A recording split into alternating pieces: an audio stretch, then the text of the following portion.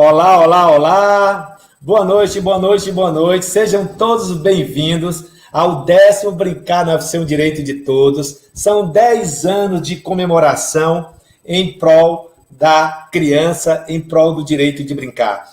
Como apregoa, o Estatuto da Criança e do Adolescente, Constituição de 1988, como também a Declaração Universal do Direito da Criança em 59, ONU. Então nós estamos aqui essa semana inteira, que começou sábado, com diferentes colegas, com diferentes convidados, tratando de diferentes temáticas plurais em torno do brincar, em torno da cultura lúdica, do jogo, do brinquedo e da brincadeira. Então, nada melhor do que essas pessoas para que essa semana seja realmente uma semana especial, uma semana incrível, uma semana mágica, com muito aprendizado, com muito compartilhamento de ideias, de provocações e pensamento crítico em torno do brincar. Então, hoje nós temos um convidado especial, um grande amigo, um grande colega que eu tive o prazer de conhecer durante o percurso da minha vida.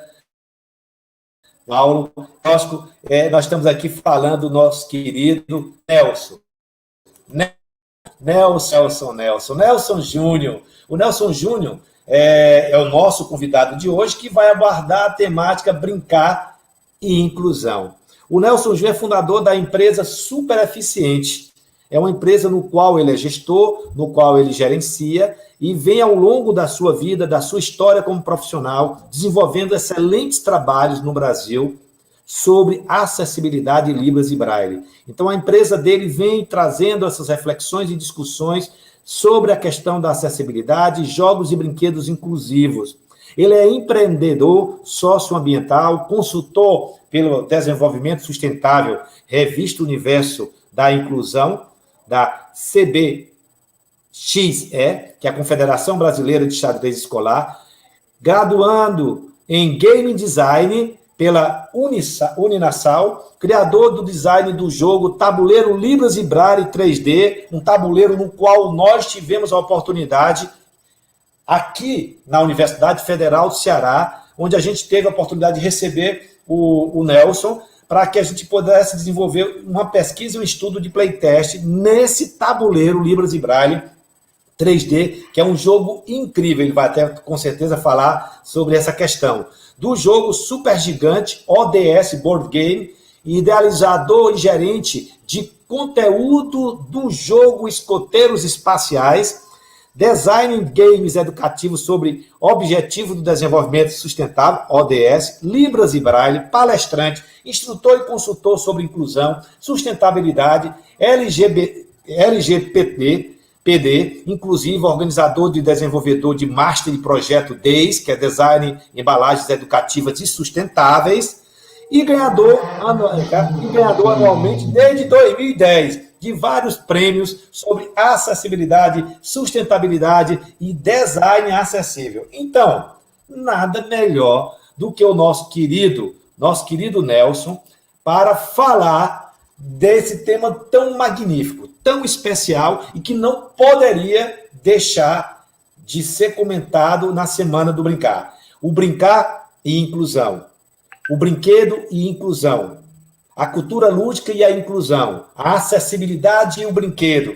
Como isso é importante ser discutido em eventos dessa natureza. Então, a Universidade Federal do Ceará, o Centro de Estudo sobre Ludicidade e Lazer, o Laboratório de Brinquedos e Jogos, o Brincamóvel da UFC, enfim, todos nós agradecemos ao senhor Nelson. Muito obrigado, Nelson Júnior, por estar aqui conosco nessa data tão especial, tão comemorativa, que é o 10º Brincar na UFC, o Direito de Todos. Meu amigo, muito obrigado pelo carinho, pela gentileza de ter aceito o nosso convite. Professor Nelson, agora a palavra é sua. Obrigado, professor. Estão me ouvindo bem aí? Estamos. Ah, maravilha. Tá ótimo, então. Bom, como o professor disse aí, a gente precisa estar sempre envolvido com a temática da inclusão. A gente precisa estar sempre envolvido para que as pessoas com deficiência possam ter a mesma condição de igualdade com a gente. que somos pessoas sem deficiência. Então, hoje, quando você vai comprar um brinquedo, é normal que esse brinquedo não seja um brinquedo acessível.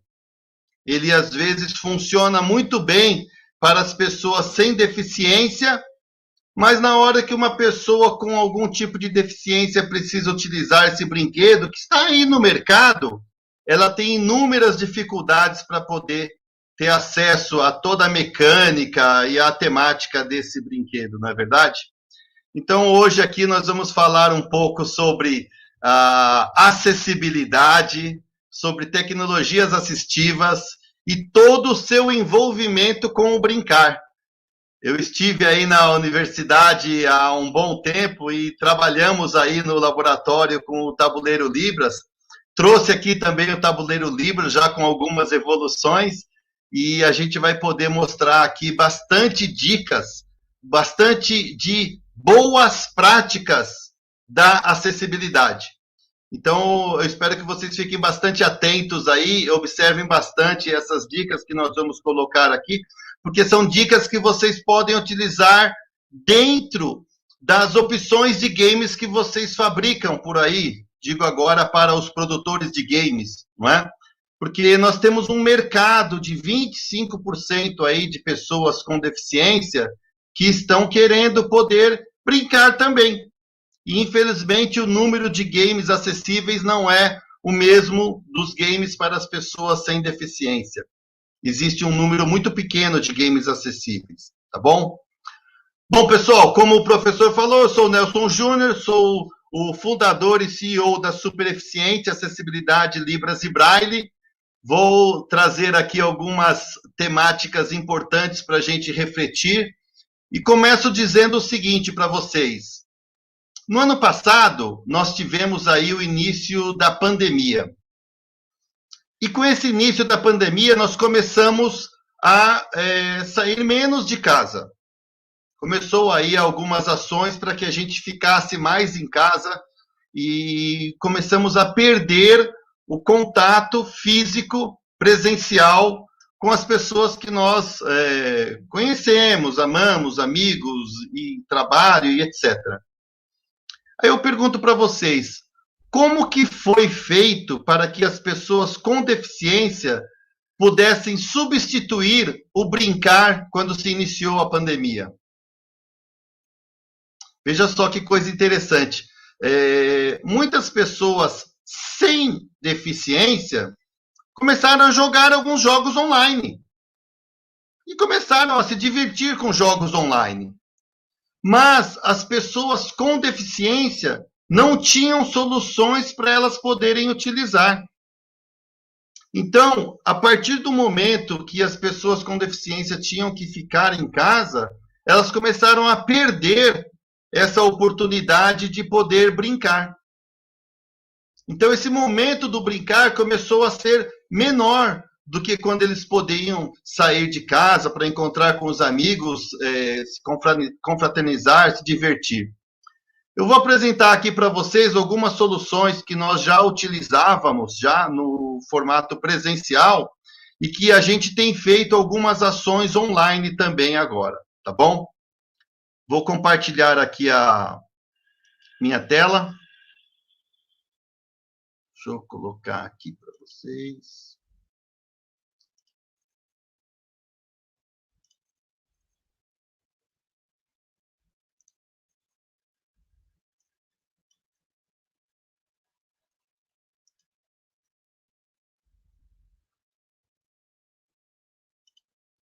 Vocês estão enxergando aí a tela compartilhada? Dá para ver direitinho?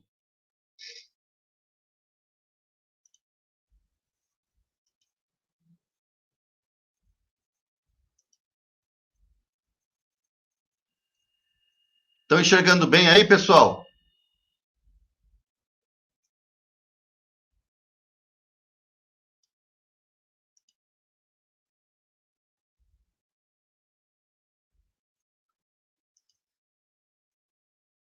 Dá para ver bem a tela, Fábio? Professor, dá para ver, Oi. mas tenta só aumentar um pouco a janela. Tá, espera um pouquinho então. Deixa eu ver aqui. Clica lá no monitorzinho do lado do X. Isso, boa. Aí, deu certo. Dá para ver direitinho? Dá sim, mas aí o senhor vai ter que deixar na tela na tela do PowerPoint.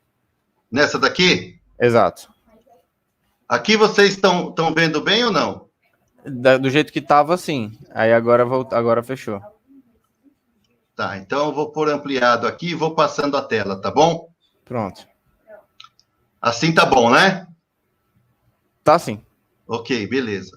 Bom, pessoal, o professor aí falou do meu currículo, eu vou passar essa tela e eu vou apresentar aqui para vocês, em primeiro lugar, o jogo de dominó que eu chamo de Braille 3D, tá? O que é esse jogo de dominó que vocês estão vendo aí, arábico e Braille?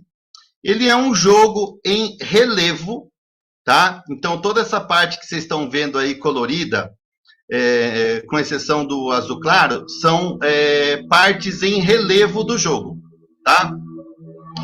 Vocês percebam que a gente tem ali o número 0 na cor azul e nós temos aí uma sequência de relevo Braille na cor azul também. Toda essa parte que vocês estão vendo na cor azul em Braille é o número 0 em Braille.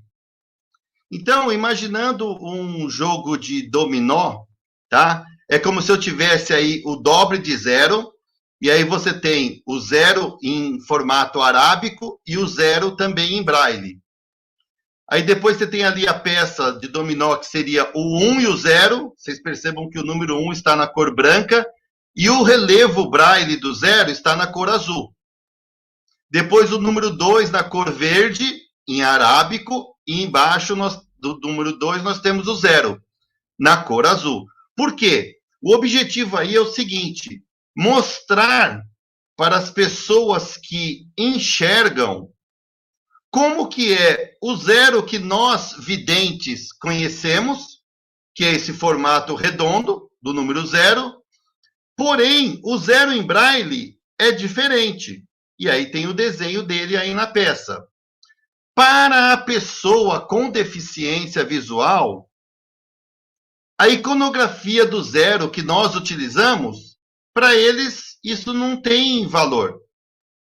Porque o 0 para a pessoa com deficiência visual é este na cor azul que vocês estão vendo aí na tela, embaixo do número 0, embaixo do número 1, embaixo do número 2, e assim até ali dá para ver bem até o número 4, dá para ver a cor do número arábico, já nos outros não dá para ver. Dá para ver o número 5, mas não dá para ver que cor que é o número 5. Mas lá embaixo você vê que ele está na cor amarela, né? Então, o que acontece? Você tem o desenho do número 0 de uma forma diferente. Se vocês observarem ali naquela peça, vocês vão ver que tem os pontos em relevo na cor azul, que parece, vou fazer uma analogia, com uma letra L do contrário, né? Então, é como se fosse uma letra L do contrário. Este símbolo, esses pontos em relevo, eles significam o seguinte em Braille, que o próximo caractere, a próxima informação é um número. Então, você pode ver que em todas as peças você tem esse formato da letra L, como se fosse um L do contrário. Por quê? Porque eu estou me referindo que o que vem depois é um número. Isso porque no alfabeto Braille, pessoal, a letra A, ela é igual ao número 1. A letra B, ela é igual ao número 2. A letra C é igual ao número 3. E aí existe toda uma sequência aí até o 0, né? Vai até o 9, depois a gente coloca o 0, que seria o 10º número, para você poder identificar. Então, as primeiras 10 letras, elas caracterizam os primeiros 10 algarismos, tá? Então, veja só, pessoal, neste formato, é muito importante a gente ver que tanto as letras quanto os números do alfabeto, eles podem estar alinhados de uma certa forma que você constitui o jogo de dominó. Aí, o que eu fiz aí? Você tem o dobre de 0, que é 0 e 0, depois você tem 1 e 0, 2 e 0, 3 e 0, 4 e 0, 5 e 0, e mais embaixo nessa imagem, vocês percebam que tem o dobre de 1. Vejam que agora eu fiz os dois na cor branca. Por quê? Porque aquele número 1 na cor branca significa o número 1 na nossa iconografia das pessoas videntes. Lá embaixo você tem aquele L do contrário que simboliza número. E depois você tem só um ponto. Aquele único ponto, se não tivéssemos esse símbolo, que é o L do contrário, ele significaria a letra A. Como eu pus o símbolo de número, então significa que o que vem depois não é a letra A, é o número 1. Então, dessa forma, a gente consegue fazer o jogo de dominó com algarismos em arábico e com algarismos braille. E aí, pela cor, as pessoas videntes vão comparando e aprendendo como que é de 0 a 9 o braille desses números, ou seja, como que são os relevos, não é?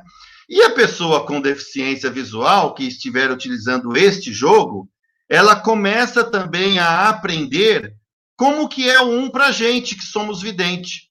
Porque aí ela passa o dedo nessa peça do jogo de dominó e aí ela sente o relevo.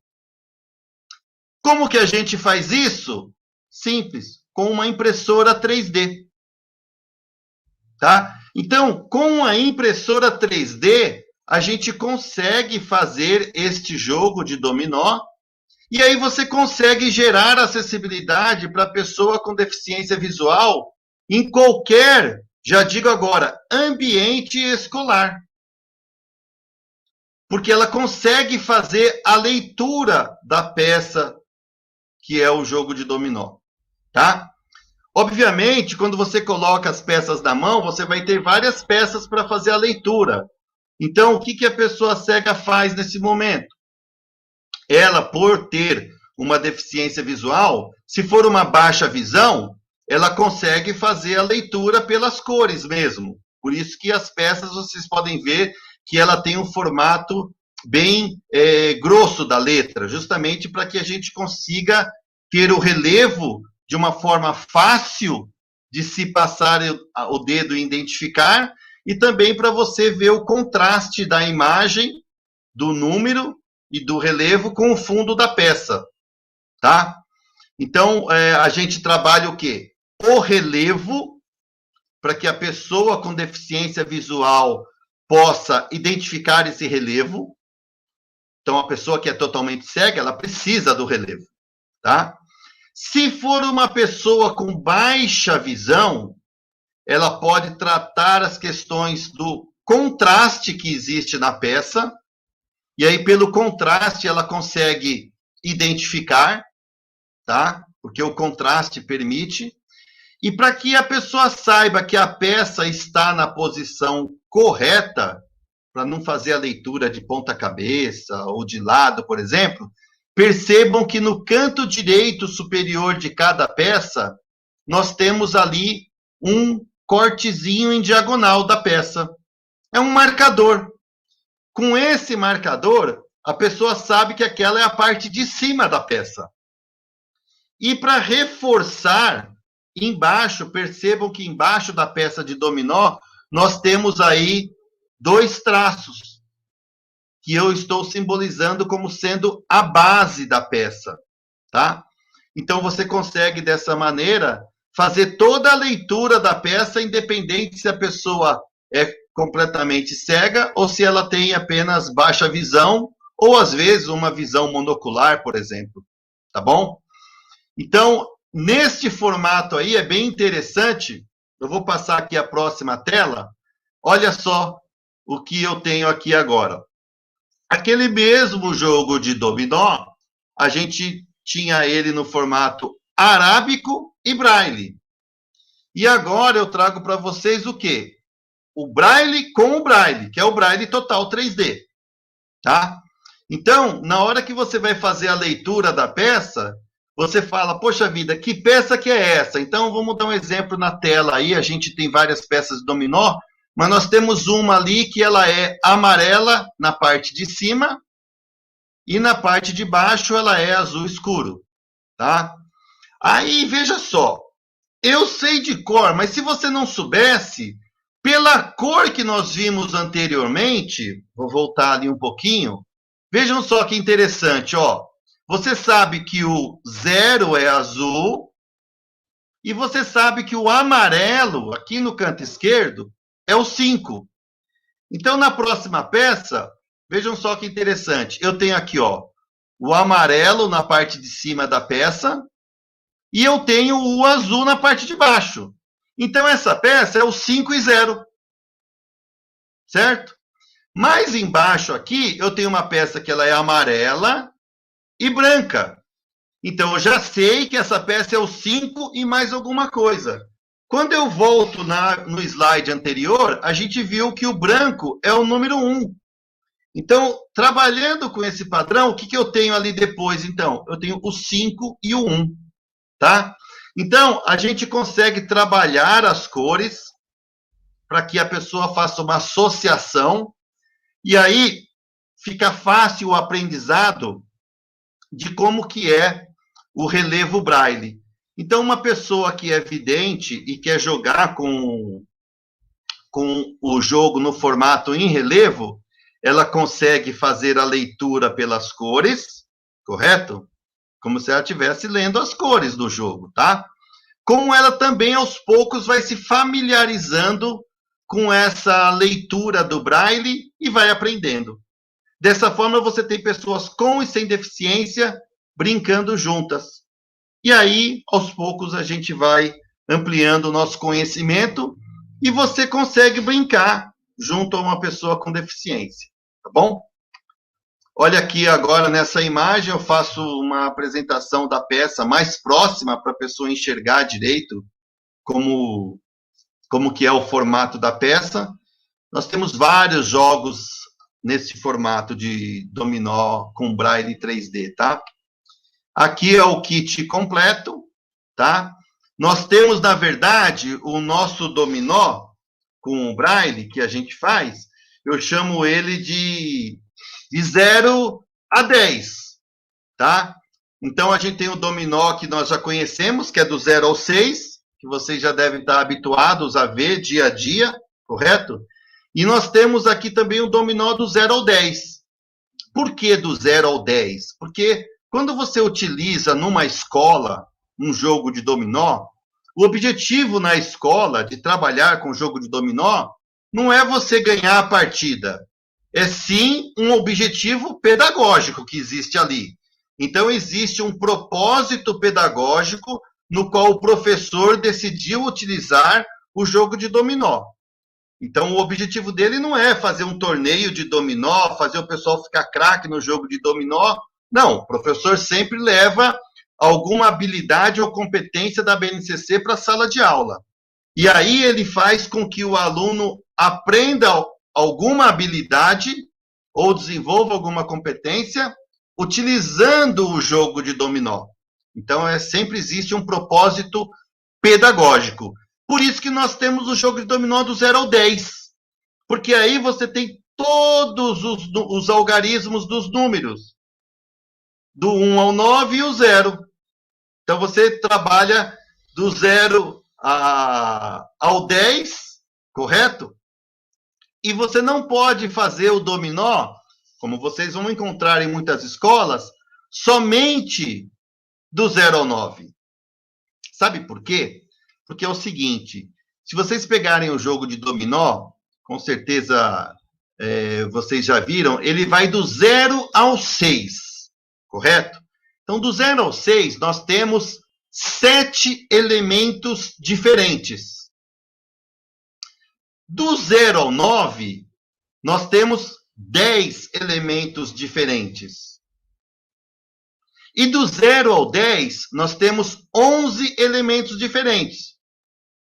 O que acontece? Se o jogo de dominó tiver um número par de elementos, o jogo nunca vai, o que a gente chama de fechar. O jogo não fecha. Ou seja, você está jogando lá, a partida, de repente, não tem mais como pôr peças. Então, para que um jogo de dominó feche, você precisa pôr o número de peças ímpar. E para que ele fosse um número de peças ímpar e também fosse pedagógico, nós não poderíamos fazer do 0 ao 8. Porque aí o 9 ficaria de fora. Você entendeu? E do 0 ao 9, não completaria o ciclo para o jogo. Então, por isso que nós fazemos o jogo de dominó do 0 ao 10, tá? Isso é uma dica pedagógica para aqueles professores que às vezes não conseguem fechar o jogo e não sabem o motivo. O motivo é esse: nós precisamos ter números ímpares de elementos diferentes, que aí você consegue fazer a combinação para que o jogo feche, tá bom?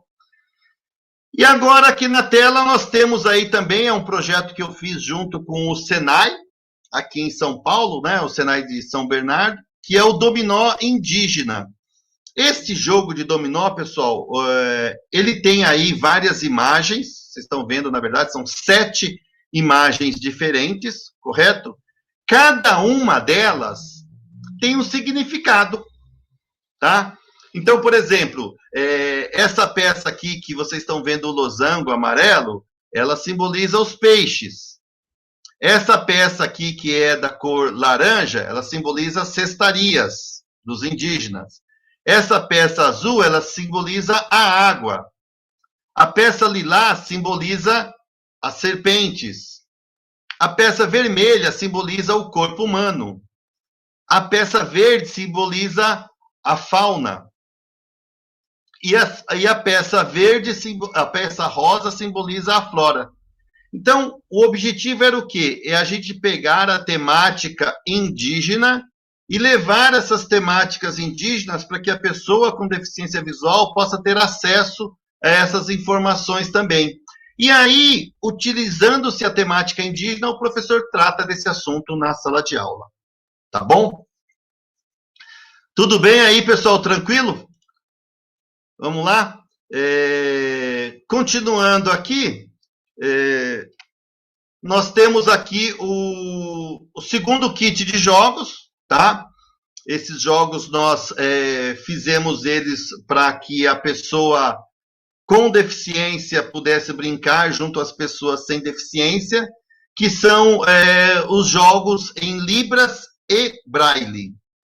Então, o que ocorre? Você tem aqui, por exemplo, um sinal sendo feito em língua brasileira de sinais, então é o sinal de tigre, em língua brasileira de sinais, e aqui você tem escrito tigre, na língua portuguesa, porém, na forma que eu chamo de escrita tátil. O que é escrita tátil?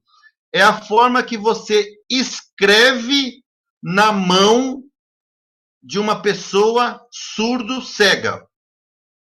Ou seja, a pessoa, ela é cega, então ela não está vendo, correto? E ela também é surda, então não adianta você falar. E aí você precisa fazer ou algo que seja tátil, ela precisa do braille. Se ela for alfabetizada no braille, ela vai resolver essa questão. Então é importante você ter o braille, correto? Ou, às vezes, se essa pessoa, mesmo sendo surdo-cega, se ela foi alfabetizada na língua portuguesa, né, com as letras da língua portuguesa, utiliza-se os caracteres, as letras, na forma capitular, ou seja, maiúscula. Então, a gente tem toda uma sequência que você escreve na mão, na palma dessa pessoa, para que ela entenda que você está escrevendo aquela determinada palavra, tá? Então, aí onde está escrito tigre, por exemplo, do lado das letras, a gente tem as setas, para que a pessoa possa seguir a sequência correta das setas para se inscrever, tá? Não se usa letras minúsculas porque confunde a pessoa que tem surdo-cegueira, tá bom?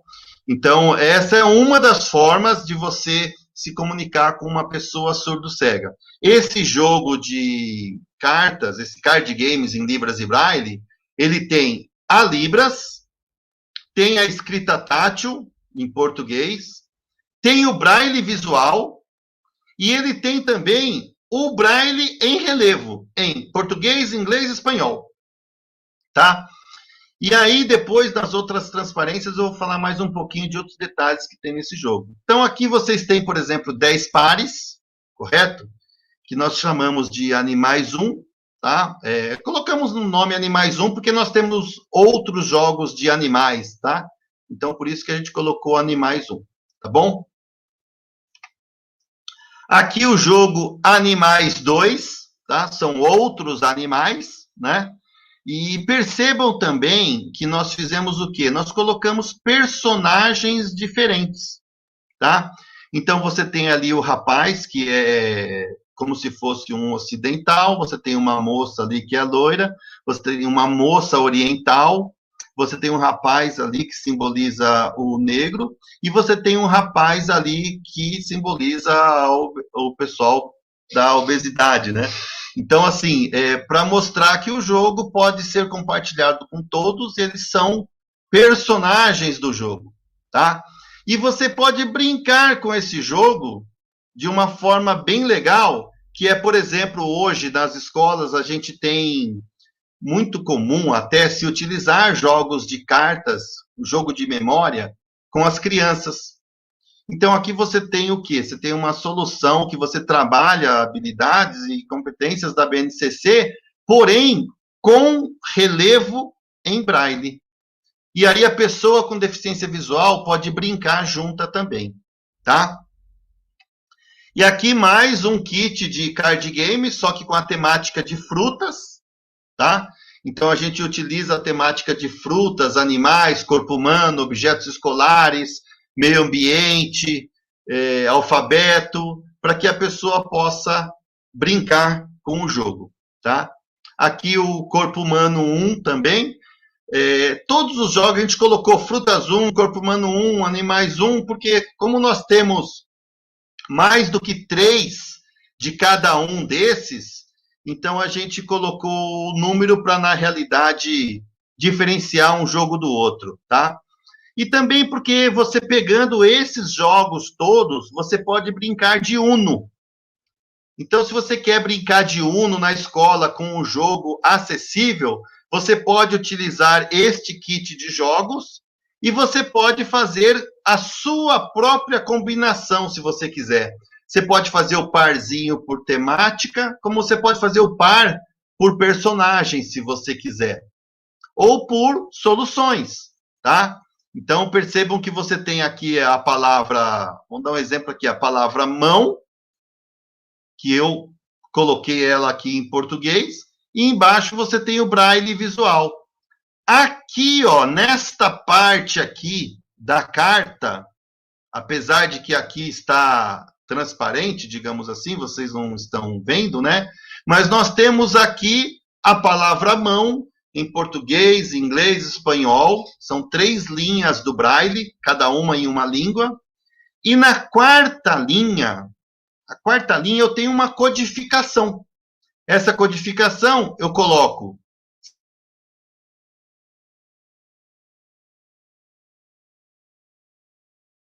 CH3 para o jogo Corpo Humano 3, para o jogo de Frutas 1 eu coloco a codificação F1, para o jogo Animais 3, eu coloco a codificação A3.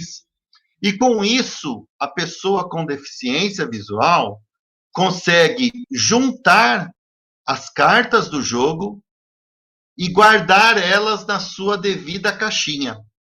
Você cria dessa forma uma independência para que a pessoa com deficiência visual possa pegar o jogo, brincar, se divertir e guardar o jogo na onde ela pegou, tá?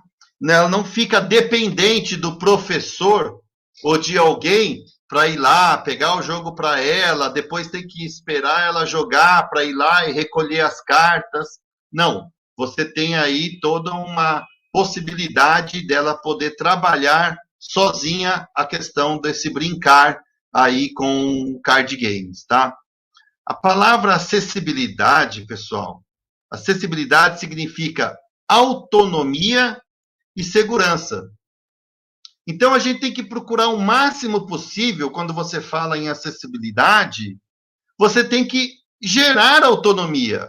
Você tem que fazer o possível para que a pessoa com deficiência possa desempenhar o papel sozinha. É o máximo possível que você tem que fazer. Então, quando você elabora o seu jogo, você precisa pensar no seguinte: a pessoa com deficiência vai conseguir brincar sozinha? Ou seja, ela consegue pegar o jogo, fazer toda a divisão das cartas e começar a brincar? Isso será possível? Se você conseguir, você vai gerar independência, vai gerar autonomia, e aí você está fazendo um jogo acessível, tá? Se vocês verificarem bem aqui nas cartas, vocês vão perceber que todas elas têm o canto arredondado. Percebam que todas as cartas, ó, de todos os jogos, elas possuem o canto arredondado. Por que isso? Porque a pessoa com deficiência visual, ela pode pegar uma carta e se você não tiver o canto arredondado, se você tiver aquele canto pontudo, ela pode sem querer enfiar aquela pontinha embaixo da unha e aí dá uma dorzinha chata, não é? Quando a gente põe alguma coisa pontuda embaixo da unha, dá uma dor chata, desagradável, ela pode acabar jogando a carta para longe e aí não sabe mais onde que está essa carta, fica complicado para dar continuidade ao jogo, né? Então, esse card games, ele tem toda uma mecânica para se jogar, tem as regras, você pode fazer coleção, e tem uma linguística que foi trabalhada com base nas cores, para você poder conseguir utilizar o jogo de uma forma visual bem acessível, tá? Então, fica bem tranquilo para a pessoa com deficiência visual jogar de forma independente, tá bom? Aqui eu trouxe mais uma imagem um pouco maior para vocês enxergarem melhor os desenhos, né? Então, vejam só que interessante aqui, ó. Aqui nós temos o desenho do leão, para que você faça o trabalho cognitivo, né?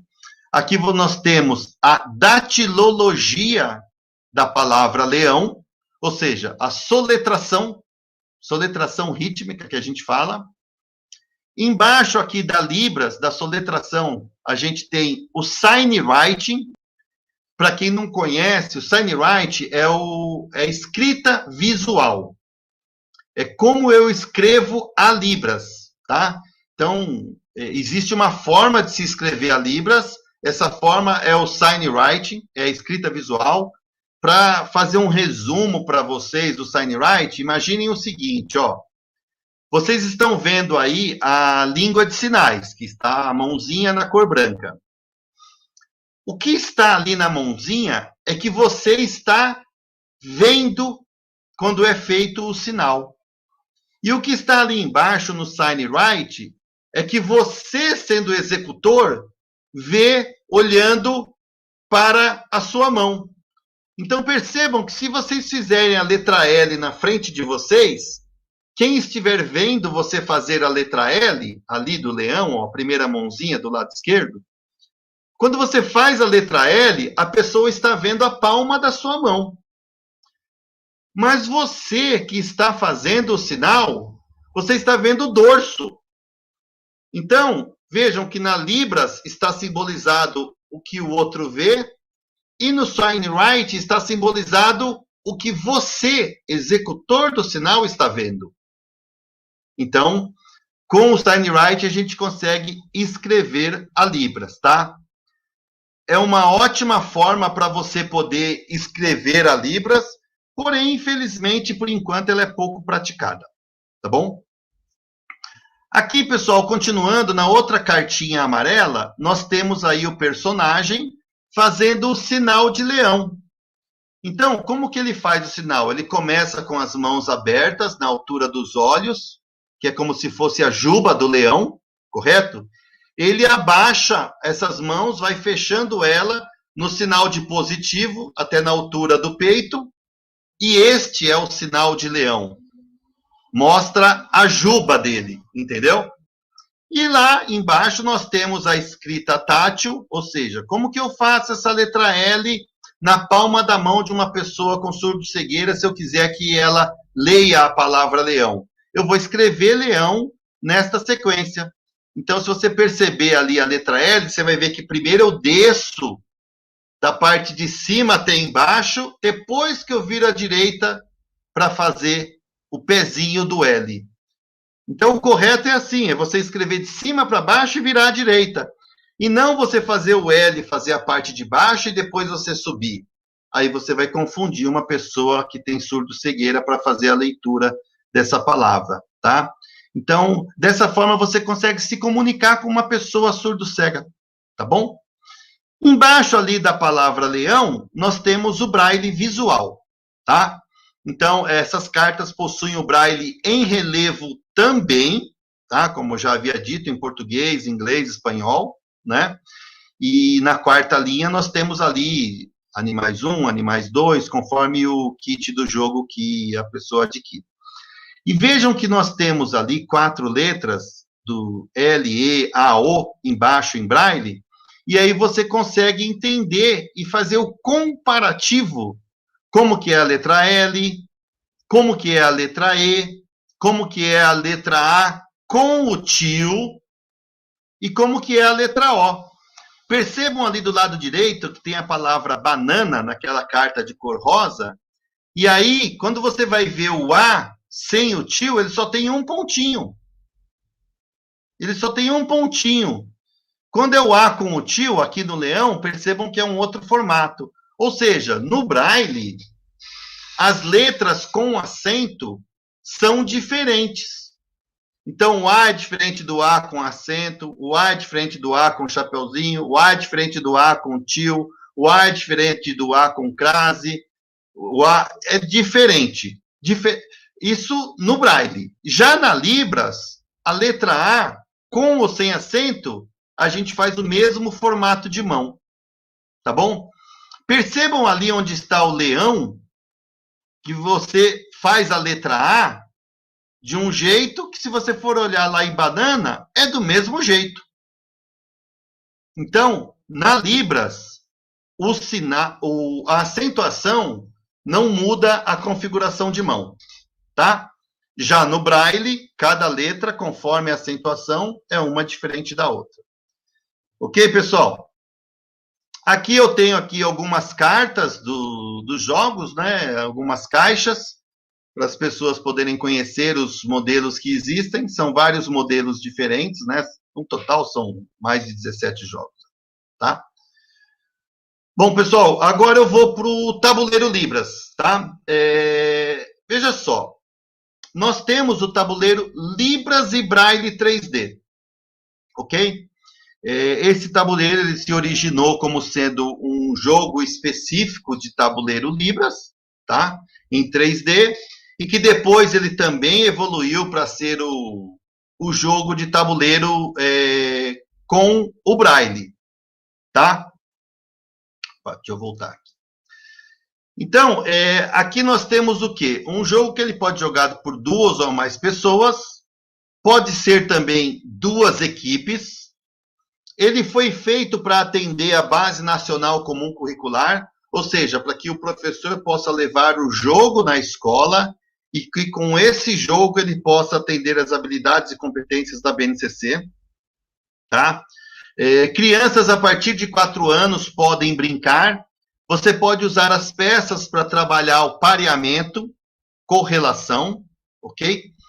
E você pode ter aqui no meio, onde vocês estão vendo essa parte amarela, vocês podem ter aqui inúmeros conteúdos diferentes. Então, esse daqui é o formato mais complexo, onde eu tenho um monte de informações. Este jogo foi validado já, foi feito o playtest dele, tá? Só que nós fizemos também o jogo separado. Então, nós temos o tabuleiro Libras 3D e temos também o tabuleiro Libras 3D e o tabuleiro Braille 3D. Tá? Então, no jogo de tabuleiro Braille, o que a gente faz? Nós mudamos aquela peça que fica no centro, ó, que eu chamo de régua. Perceberam que aqui na cor amarela a gente tem todas as peças colocadas, né? Aqui não tem nenhuma no centro. Esta parte amarela aqui, que é o alfabeto, tá? A gente muda esse conteúdo conforme a gente quiser. Aí a gente pode pôr o conteúdo diferente, de várias formas. Então, se vocês observarem, vocês vão ver que a gente termina o jogo com as letras S, T, U, V, X, Y, Z, C cedilha e depois o W. Aí você vai pensar, poxa vida, mas por que o C cedilha e depois o W? Esta peça aqui, nós temos ela de 3 formas diferentes. Nós temos uma na qual o W aparece na sequência normal, S, T, U, V, W, X, Y, Z e C cedilha, por exemplo, correto? E nós temos também a versão que não tem a letra C cedilha. Por que não tem a letra C cedilha? Porque, na verdade, C cedilha não é uma letra do nosso alfabeto. Porém, devido ao fato do C cedilha ser diferente do C, e inclusive na Libras o C cedilha também é diferente do C, nós acrescentamos a C cedilha no jogo, tá? Então, você tem aqui o tabuleiro Libras 3D, tudo em relevo. Toda essa parte que vocês estão vendo da cor branca das peças é relevo, tá? E aqui o tabuleiro Braille 3D, com esses pinos, no qual a gente tem que formar a cela Braille. Então, você trabalha a questão aí do Braille vazado. Então, você faz todo o jogo de forma tátil com o Braille vazado. E depois, quando você vai preenchendo, você forma o Braille em relevo. Tá bom? E aqui a maleta de como que a gente guarda este jogo de tabuleiro. A gente guarda os 2 jogos ali. Essa maleta, quando ela fecha, a gente tem o jogo montado. Então, ela fica fechada aqui, ó. Os jogos estão e as peças ficam dentro da maleta, como uma maleta de ferramentas, tá? E aqui você coloca essas réguas diferentes conforme o jogo que você quer trabalhar, o Libras ou o Braille. E aí, eu trago de volta aqui o primeiro jogo que eu comentei com vocês, que foi o jogo de dominó. Vejam só, nós falamos como que você faz a leitura da peça de dominó. Então, você pega a peça na mão, pelo relevo você identifica, se você tiver baixa visão e consegue enxergar, se você tem como enxergar, você consegue também diferenciar pelas cores, não é? E você consegue identificar se a peça está na posição correta, você consegue pôr as peças ali na mesa para você fazer a leitura. Mas espera aí, e na hora que você montou o jogo de dominó, como é que a gente faz para não desmanchar o jogo? Como é que você põe a peça lá, em todo aquele caminho que a gente faz do jogo de dominó, sem você desmanchar o que o outro jogador já fez? Porque se eu não enxergo, se eu sou uma pessoa com deficiência visual, a possibilidade e a probabilidade de eu encostar na peça e desmanchar o que o outro colocou é grande. É aí que entra a evolução do tabuleiro Libras. A gente utiliza o jogo de tabuleiro Libras e Braille com uma régua aqui no meio, que ela é uma régua neutra. E aí você usa o tabuleiro todo como se fosse a mesa que você vai pôr as peças do jogo de dominó. Por que isso? Porque aquele jogo de dominó lá no início das transparências que eu mostrei, dos slides, eles encaixam direitinho nesse jogo de tabuleiro Libras. Ok? Então você tem o jogo de dominó sendo trabalhado em cima do tabuleiro Libras. E a gente coloca o jogo de dominó, a gente pode colocar também o jogo de cartas, a gente pode fazer também em cima do tabuleiro quebra-cabeça, tá bom?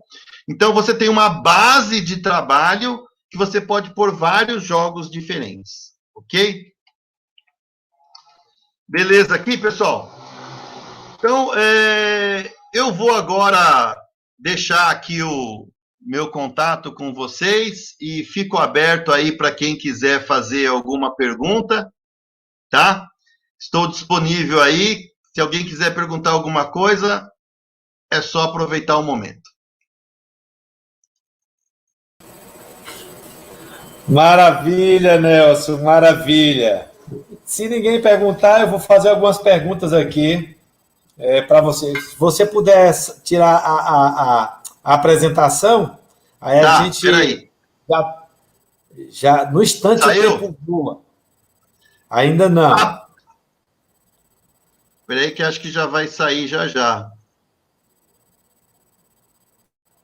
Pronto, saiu. Perfeito. Está me ouvindo bem, Nelson? Estou ouvindo bem. O professor sabe que eu gosto de falar 1 hora, 2 horas, é pouco, né? No instante o tempo passa, já vai. O tempo é muito rápido, impressionante. Mas é um tema muito legal. É isso que a primeira pergunta que eu queria fazer, se você pudesse me ajudar aqui a refletir juntamente com todos. A gente está falando sobre brincar, sobre a semana do brincar e inclusão. Assim, qual a importância, Nelson, na sua forma de perceber, como um profissional e estudioso dentro dessa área de conhecimento, a importância do jogo, do brinquedo, do brincar, e essa relação com esse conteúdo, e a relação com a acessibilidade, e a inclusão, a pluralidade e a diversidade. Assim, qual a relevância disso? Qual a importância disso? Por que tratar de uma temática dessa? Não só em comemoração à Semana do Brincar, mas tratar de uma temática dessa dentro das escolas, dentro das universidades, dentro das instituições não governamentais, dentro das políticas públicas, né, municipais, estaduais e federais. Na sua opinião, qual a importância disso, de tratar uma temática sobre isso nesse contexto? Professor, porque nós temos que pensar sempre, e as empresas existem, e o governo existe, a política existe para atender as pessoas. As pessoas têm que ser o ponto de partida e não o ponto de chegada. E se você não dá condição de igualdade para as pessoas, aqueles que não conseguem ter a condição de igualdade são prejudicados. Nós sabemos, professor, que o brincar permite a evolução do ser. Quando o professor faz uma atividade aí na universidade, no laboratório, no brincar móvel, o professor não está fazendo só uma brincadeira. Como eu falei no início, existe um objetivo, existe um propósito pedagógico que já foi planejado lá na Base Nacional Comum Curricular e que o professor é o agente estratégico para fazer isso acontecer. Se aquela pessoa não consegue absorver a informação que o professor está passando, se o professor não tem recursos, como que isso vai acontecer? Essa pessoa vai ser prejudicada. Então, na minha visão, as escolas deveriam sempre pensar no seguinte: nós vamos ter pessoas com algum tipo de deficiência na escola. Como que nós vamos atender essas pessoas com deficiência também, para que eles possam ser no futuro profissionais que vai ser um médico, vai ser um doutor em direito, vai ser um engenheiro, seja lá o que for. Como que ele vai conseguir aprender, evoluir, se ele não tem o acesso à informação? O professor é um meio de acesso à informação para o aluno. O professor é um meio. Então, como é que a gente consegue levar informação? Nós precisamos da tecnologia assistiva, nós precisamos desses recursos disponíveis nas escolas, tanto pública quanto privada, na universidade. Nós temos que ter esses recursos disponíveis. O senhor vê, por exemplo, os bolsistas aí que trabalham com o professor. Esses bolsistas têm que ter recursos para fazer o trabalho deles, gerando acessibilidade. Quando se faz um jogo digital, esse jogo digital é feito para a pessoa com deficiência visual também poder utilizar? Nós podemos fazer um jogo, por exemplo, o professor, quando estava lendo o meu currículo, falou do jogo Escoteiros Espaciais, que eu sou o gerente de conteúdo. É um jogo para se aprender Libras brincando.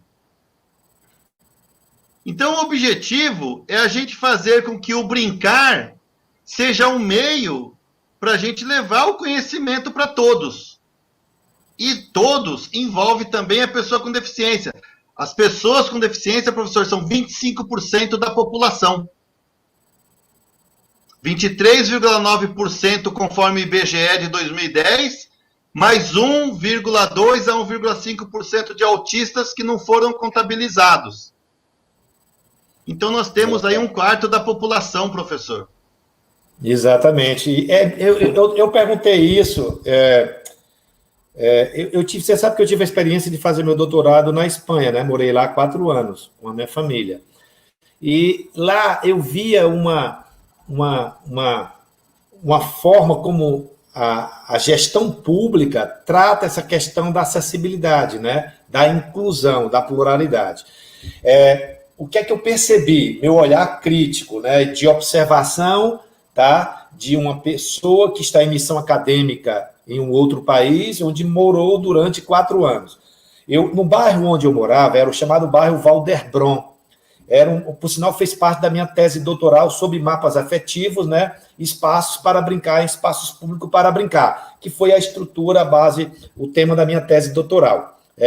Até porque Barcelona, a cidade de Barcelona, ela é referência em diferentes eixos, em diferentes linguagens, e principalmente acessibilidade e inclusão. Então, eu via lá os parques e as praças públicas totalmente acessíveis.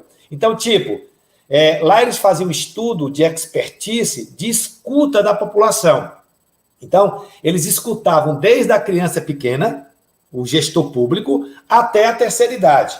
Para, através dessa escuta das pessoas, a gente fazer um planejamento estratégico de quais seriam as ações governamentais mais adequadas e apropriadas para aquela comunidade, para aquele bairro. Então, eu achava isso incrível, onde a minha filha, por exemplo, pequena, recebia um convite do alcaide, o prefeito distrital, para participar de uma reunião de crianças, para que ela pudesse dar a sua opinião, qual a melhor forma de reorganizar e restaurar e reestruturar o playwork, os parques infantis.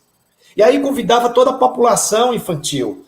Convidava o pai, convidava a mãe. Era muito interessante. E uma coisa que eu percebia, que ele fazia não é necessário eu colocar um parque acessível. Para eu colocar um parque acessível, não quer dizer que eu tenha que ter um cadeirante ou uma criança com uma paralisia cerebral. Eu tenho que oferecer à população a possibilidade de, independente que não tenha naquela população, geograficamente falando, olha o que eles pensavam. Eu não preciso esperar que tenha alguma pessoa com deficiência para que possa aproveitar e se apropriar do espaço público. Eu tenho a obrigação, como gestor público, de criar condições mínimas para que qualquer pessoa, um cadeirante, pessoa de baixa visão, não vidente, paralisia cerebral, autista, não importa, possa ter acesso ao espaço público, entendeu, Nelson? O gestor pensa diferente. Ele trabalha com prevenções, ele trabalha... Foi feita uma pesquisa de que na comunidade do bairro distrital tal não tem nenhum não vidente. Mas isso não quer dizer que os parques infantis não tenham que ter todas as placas, todas as leituras de braille. Mesmo que quando chegar alguém... Então, assim, eles não esperam gerar demanda. Eles já antecipam de que isso pode acontecer. E é uma política pública assertiva, né? E isso eu achava incrível. Eu achava, cara, Nelson, lógico que nós temos algumas experiências no Brasil, né? Que fazem coisas interessantíssimas no território nacional. Entendeu? Eu achava agora, isso professor, fantástico. Veja só que interessante. Isso daí que o professor viveu lá em Barcelona foi possível justamente porque eles já pensaram nas pessoas como ponto de partida. Exatamente, isso que você falou, as pessoas. primeiro a gente tem que atender as pessoas. Depois, a gente vai ter um novo pensamento em relação a como que vai ser o projeto. Então, quando começou o projeto do parque, eles já tinham aquela concepção de que todas as pessoas tinham que ser atendidas. Então, quando uma pessoa com deficiência fosse, por exemplo, mudar para Barcelona, ela já teria pronto o recurso do brincar, vamos pôr aqui no caso, né, o tema, o recurso do brincar disponível. Se não tivesse pensado na pessoa como ponto de partida, o que iria acontecer? Só seria pensado nessa pessoa quando ela chegasse no local e aí ela fosse fazer uma reclamação. Ou seja, só vai ser pensado na pessoa como ponto de chegada e não como ponto de partida. Então, pode falar, professor. Eu achava muito interessante também a cultura do nós e a cultura do eu, né? Que é uma cultura muito presente na cultura latino-americana e brasileira, né? Lá por sinal, o que levou a fazer meu estudo sobre espaços públicos, né, foi que a minha filha, muito pequena, né, ela me chamou em um determinado momento: papai, vamos brincar na minha praça? Aí eu achei isso, poxa, por que minha filha, uma brasileira, em um outro país, se apropriou de um espaço urbano onde ela consegue enxergar, mais do que eu, o chamado pertencimento, né? Eu pertenço a esse local, porque esse local propiciou à minha filha essa relação de pertencimento, né? Essa relação de fazer parte do local, do lugar, porque o lugar, ele tinha impacto tanto psicológico, como também geográficos, no que diz respeito aos desejos, às emoções, e evocava sentimento de pertencimento e agradabilidade à minha filha. E aí eu comecei, por que não estudar o que leva as pessoas a gerar ideias, né, e falas dessa natureza de uma criança de 3 anos, 4 anos. Papai, vamos brincar na minha praça. Então, assim, essa coisa de eu fazer parte desse conjunto de coisas. Então, eu achei legal que... É uma comunidade, né? É comunidade. Lá as pessoas, elas sempre colocam a questão do nós, que é mais importante do que o eu. O coletivo é mais importante do que o individual. O bem-estar coletivo é mais importante do que uma só pessoa. Então, assim, eu percebia na cultura, não só dos espanhóis, mas também, isso é uma cultura europeia, né, da importância do nós. Assim, a partir do momento que você faz parte de um processo e você está inserido em um protesto contextualizado, onde você é importante, como você falou, a pessoa é importante, o humano é importante, você passa a ter uma relação com tudo isso completamente diferente. Eu achava isso magnífico, né? Essa coisa de pertencer ao todo, né? E que o todo pertence também a você, e que você faz parte do todo e você é importante para esse todo, e que você tem que contribuir como cidadão, tá? Da melhor forma possível para que esse coletivo seja todo ele beneficiado. Que isso é uma coisa maravilhosa, né? Então, a gente percebia isso, eu consegui ver isso não só em Barcelona, Portugal, Itália, Londres, e na Escandinávia como um todo, todos os países escandinavos, a gente notava que essa questão, que a pessoa é mais importante em qualquer ação pública e de políticas públicas. Eu estou aqui para servir o povo, servir a comunidade, e como gestor público, eu tenho que criar maneiras e soluções, tá, para que todas as necessidades dessa comunidade sejam atendidas, independente que elas nem existam. Não tem deficiente na minha cidade, não tem um cadeirante, mas no dia que chegar um cadeirante ou não vidente, todos os espaços urbanos vão estar preparados para acolher e receber essa pessoa. Olha que coisa maravilhosa. E isso daí, professor, olha só que interessante. O mesmo acontece, por exemplo, num restaurante. Às vezes o dono do restaurante fala assim, por que eu vou pôr aqui um cardápio braille se nunca veio um cego aqui? ele não vai mesmo, porque você não tem o que oferecer para ele. Exatamente. Então ele já não vai. O que ele faz? Ele vai na onde existe uma solução que tenha a ver com ele, onde ele tenha pertencimento. Ele vai num lugar que tem o cardápio Braille, ele fala, pô, aqui eu pertenço a esse espaço, estão pensando em mim, eu sou aceito nesse espaço. Não é? Legal. Agora, se eu tenho um restaurante, mesmo sendo perto de casa, mas eu sei que ele não tem nenhuma forma de qual eu possa fazer parte, eu não sinto vontade de estar lá. Eu não tenho como ficar naquele espaço se eu não sinto como parte do espaço. Isso acontece com as amizades também, né? A gente não fica na onde a gente não se sente bem. É a mesma coisa. Então, eu acredito que as empresas deveriam olhar mais para as pessoas com deficiência. Vamos pensar agora, professor, de uma forma mais... Vamos pensar de uma forma mais fria? Vamos pensar de uma forma assim mais fria mesmo? É assim, professor. As pessoas com deficiência estão sendo contratadas para trabalhar nas empresas. As pessoas com deficiência estão com dinheiro no bolso. Se eu sou um empreendedor, eu quero que o dinheiro que está no bolso dela venha para o meu. Então, o que eu tenho para oferecer para essa pessoa com deficiência? Não é verdade?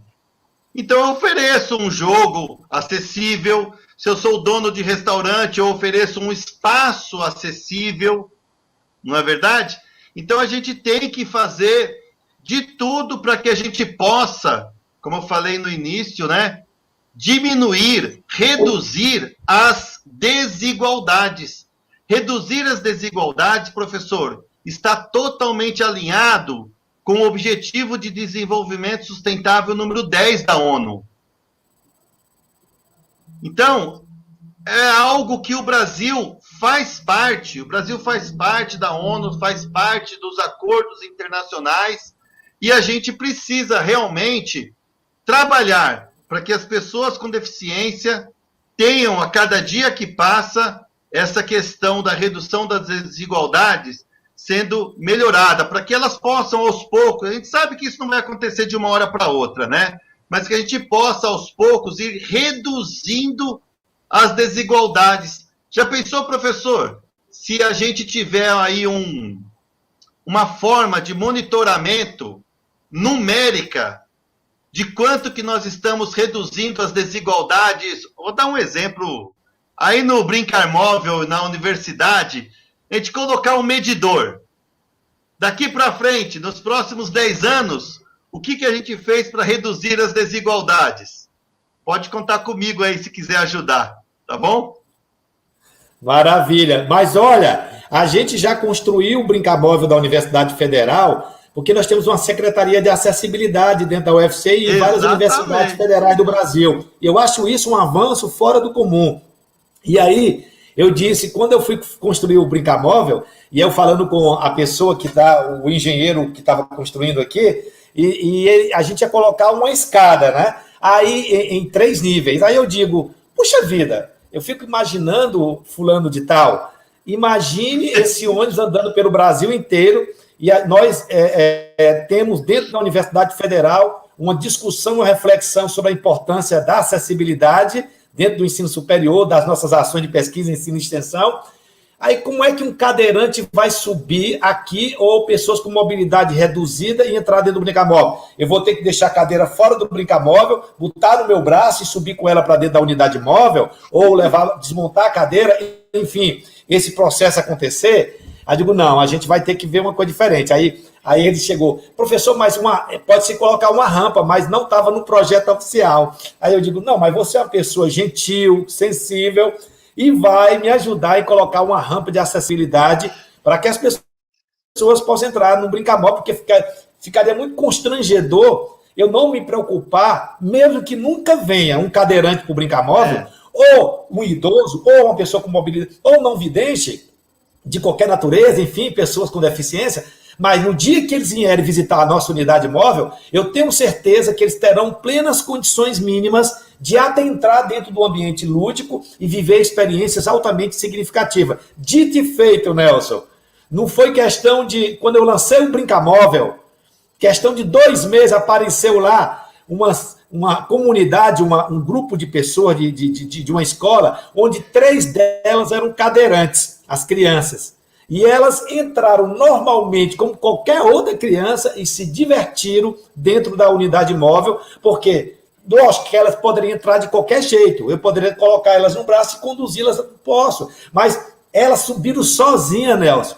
Elas que subiram, elas entraram, a gente abriu a porta para elas, desejou boas-vindas, elas se sentiram tão acolhida, tão pertencida ao Brincamóvel. É a primeira vez que eu entro no ônibus, no chamado ônibus de brinquedo. E mais ainda, é a primeira vez que eu entro num local que tem uma rampa que me permite entrar para brincar. Olha que coisa legal. Isso era... Aí tem os depoimentos das crianças, né? E assim vai. Pessoas da terceira idade que foram no Brincamóvel com mobilidade reduzida. Então tem um corrimão. Então, tudo isso... Agora, se eu não tivesse pensado nisso, com certeza eu teria grande dificuldade de atender esse grupo de pessoas. Então, assim, eu vi a necessidade, durante o processo da execução do desenho do projeto, não, nós temos que buscar, nem que isso tem que aumentar o custo do projeto, mas não podia aumentar o custo porque era um pregão público, né? Estava tudo orçado, mas, graças a Deus, o dono da empresa se sensibilizou. Marcos, você convence a gente, né? Enfim, a rampa saiu mais cara de que muita coisa do ônibus, né? Que a rampa foi uma rampa toda especial. Ela é grande, eu já vi. Mas valeu a pena, viu? Foi incrível. Então, assim, são detalhes, né, Nelson? De que, daí a importância, Nelson, de discutir isso dentro da academia, né? Quando a gente tem um laboratório de brinquedo e leva o professor Nelson para apresentar jogos de inclusão, então leva jogos de board games modernos inclusivos, ou jogos híbridos, e discute isso dentro do laboratório, na formação de um profissional de educação física, eu estou preparando esse profissional para que ele possa exercer sua função de profissional de educação física, seja ele dentro da academia, dentro da escola, seja no bacharelado ou na licenciatura, uma possibilidade de conhecimento diferente, com um repertório maior, que ele pode... tanto que quando as pessoas vão entrar dentro do Brincamóvel e chega um monte de engenheiros e arquitetos, e aí as primeiras coisas que eles perguntam é quem foi que construiu esse design desse ônibus e desenhou, qual foi o teto e o engenheiro? Aí os meus alunos dizem, não, ele não é engenheiro, ele é formado em educação física. Aí eles ficam assim, caramba, como é que um profissional de educação... Ao mesmo tempo eles ficam assim, espantados, né? Como eu consegui visualizar tudo isso, mas eles depois admiram, entendeu? Assim, que bom que tem outras áreas, né, do conhecimento, não só engenharia, não só arquitetura, não só urbanismo, mas que pessoas estão se preocupando com essa questão da inclusão, dos brinquedos inclusivos, de espaço estruturado para brincar que permitam uma melhor e maior interação entre todos, né? Porque uma coisa é acessibilidade, outra coisa é integração, outra coisa é permitir uma integração muito mais completa. Jogo inclusivo. Às vezes a gente fala jogo inclusivo, espaço inclusivo, mas só vai crianças com deficiência. Olha que coisa louca. Quer dizer, eu falo que o meu espaço é inclusivo, mas só recebo crianças com deficiência. E as crianças normais com as crianças com deficiência, por exemplo, porque elas não podem conviver no mesmo ambiente. É uma coisa que a gente tem que estar até atento, porque às vezes passa até preconceituosa, entendeu, Nelson?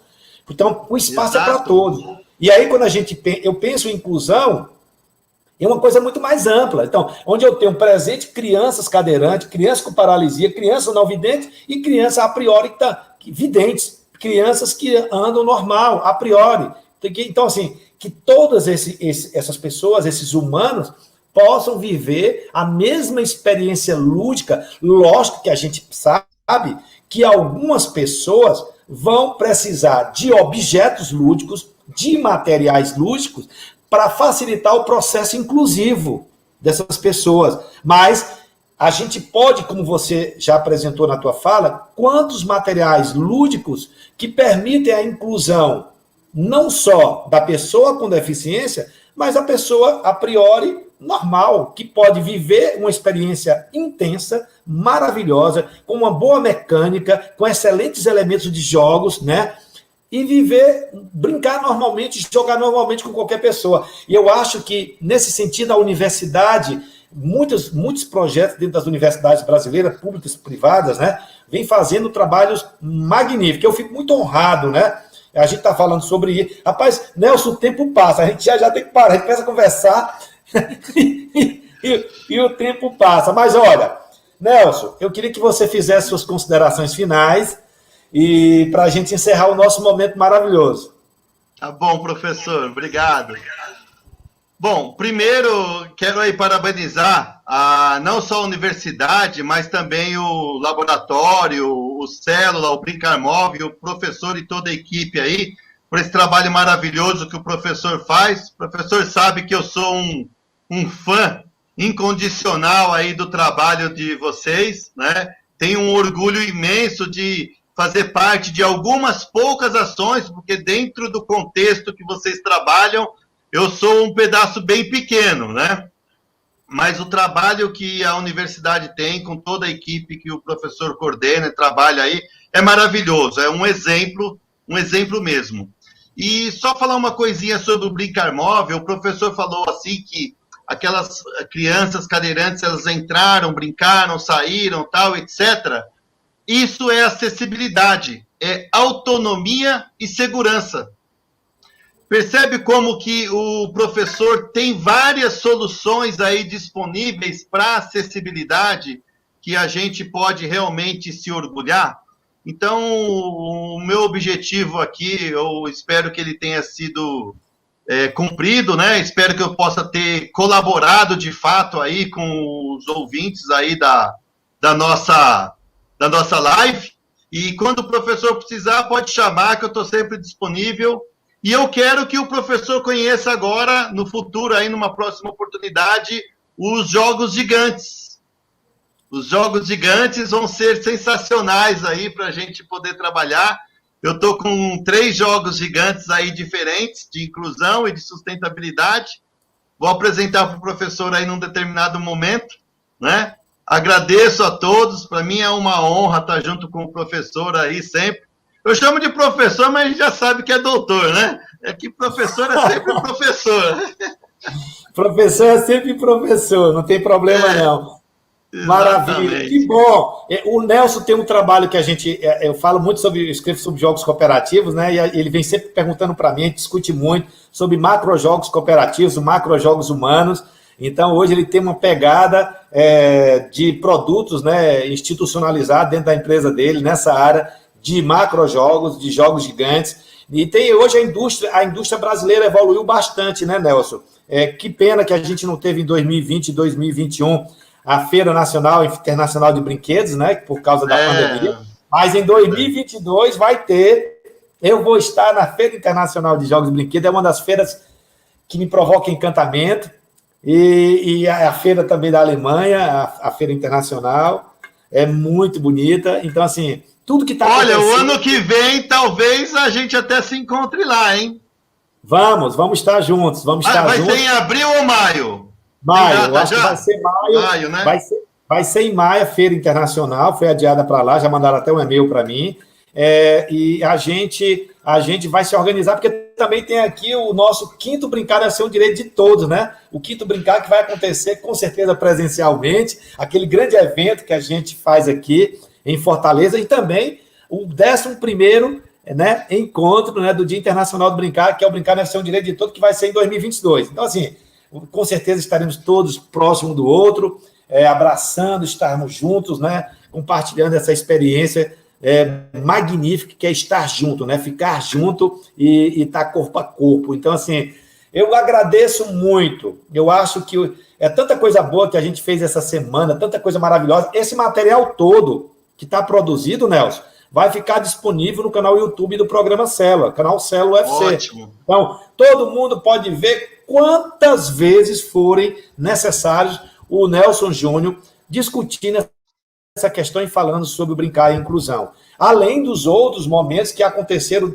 que começou desde o dia 22, né? 22 de maio, e encerra amanhã. Amanhã nós temos uma visita ao Parque Bambolim, Nelson, bem legal aqui do Léo, e vamos ter Esportes da Mente. Vamos ter aí alguns. O Marcos Lobo vai estar conosco. Marcos Lobo. Amanhã. Nós temos aí o Rogério Grilo, a professora Adriana, enfim, tem um monte de gente legal amanhã discutindo sobre esportes da mente, que é uma outra ação que o Nelson é muito envolvido dessa federação. É uma federação e uma confederação nacional de esporte da mente. Então, bem legal, bem legal, bem legal. Então, assim, eu fico honrado, viu, meu querido amigo? Você sabe o quanto eu te quero bem, o quanto você é uma pessoa que eu admiro bastante. O Nelson, sempre quando eu vou em São Paulo, ele é de uma gentileza, de um cuidado comigo.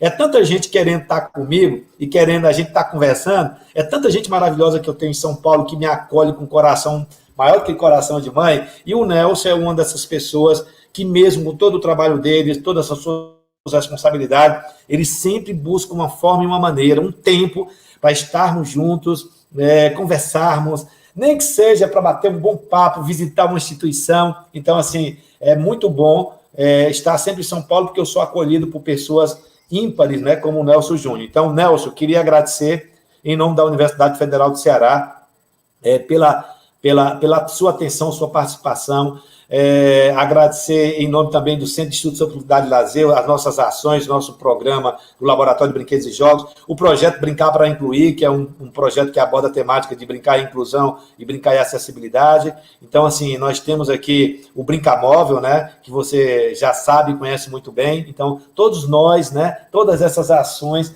agradece muito. E o público, né, que está aí, ficaram conosco e vão ver esse momento várias e várias vezes, na hora que quiser, no período que quiser e em qualquer parte do planeta Terra, né? Então, assim, muito obrigado a todos, que essa semana seja uma semana incrível e está sendo maravilhosa essa semana do Brincar. São 10 anos de história, e nesses 10 anos de história, o Nelson Júnior faz parte também da nossa história. Então, meu querido Nelson, da sua empresa super eficiente, o nosso grande parceiro do laboratório e também do programa Cela, meu muito obrigado, tá? Meu muito obrigado do fundo do meu coração. Muitíssimo obrigado, meu querido Nelson. Obrigado, professor. Até a próxima. Até a próxima. Boa noite a todos e tchau, galera. Tchau, tchau, tchau. Tudo de bom para todos. Então, encerramos